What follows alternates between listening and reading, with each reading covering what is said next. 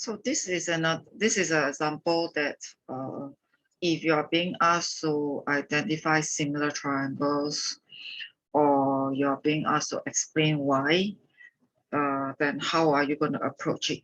So I'm having two situations here. So the first situation, if you realize the triangle doesn't have any information about length. So if the pair of triangle doesn't have information about length, then you just try to compare the angle. So remember, the concept is the angle should still be matching. So you treat it as two separate triangles. So you calculate the missing angle here. So in this case, I'm calculating angle A through angle sum of triangle. So you treat it separately, and then you calculate it through angle sum of triangle. So in this case, if I calculate, I got a 90. So in the next triangle, I also calculate the missing angle. So in the next triangle, I also calculate the missing angle by using angle sum of triangle. So you need to quote the angle sum of triangle because that's a proper geometrical property. So you treat them separately and you realize that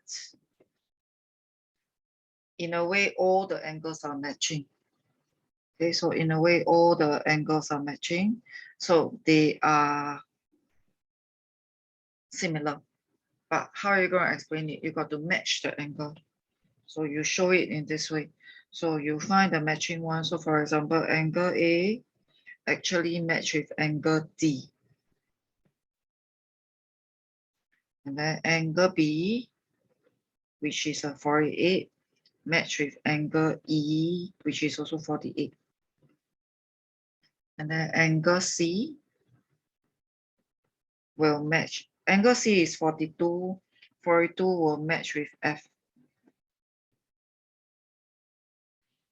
So since you got three matching pairs, that means there are the two triangles are similar.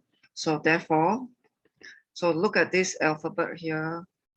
This will be triangle ABC.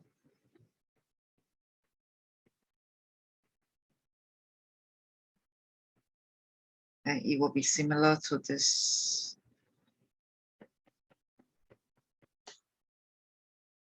So in the Sec 3 proving, it will be what we call the AA. So you've got two angle or AAA. So this is the same idea. Okay, but in Sec 2, right, you just have to do the matching of the angle. So second situation, again, I'm going to determine whether PQR in the second part, whether PQR and STU are similar or not. I don't have information about their length. Sorry, I don't have information about their angle. So I cannot go around matching angle. So in this case, I got to try matching the ratio. So I try matching PQ and ST. So PQ is 5.4 and ST is 8.1.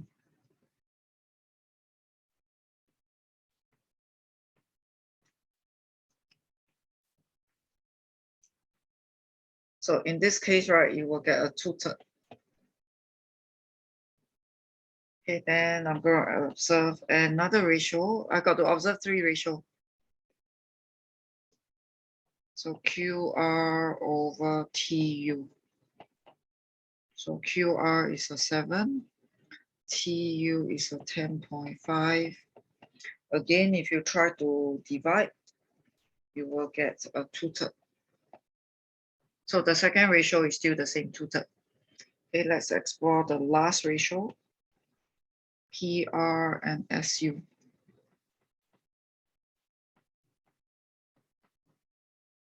So PR is 3.2, SU is 4.48. Punch calculator.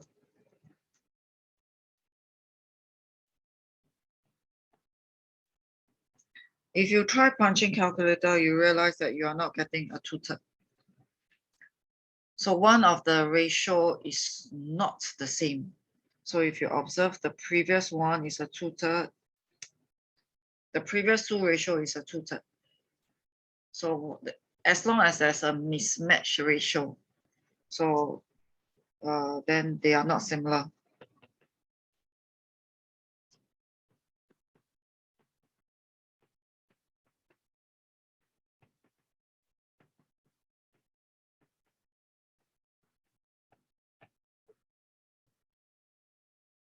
So if you want to explain, right, you can just write out the three ratio. They are not equal to each other.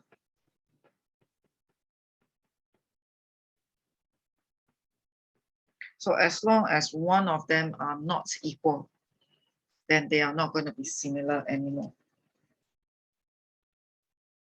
So we will need the three ratio to be matching, then we can consider them similar. So in the set 3 proving, it will be the same thing. I will need three ratio.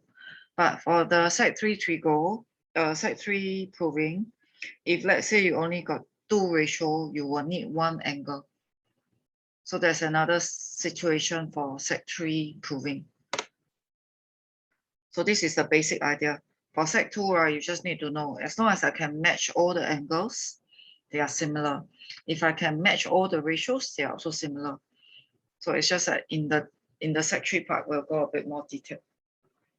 So that is the explanation of showing or explain why they are similar or why they are not similar.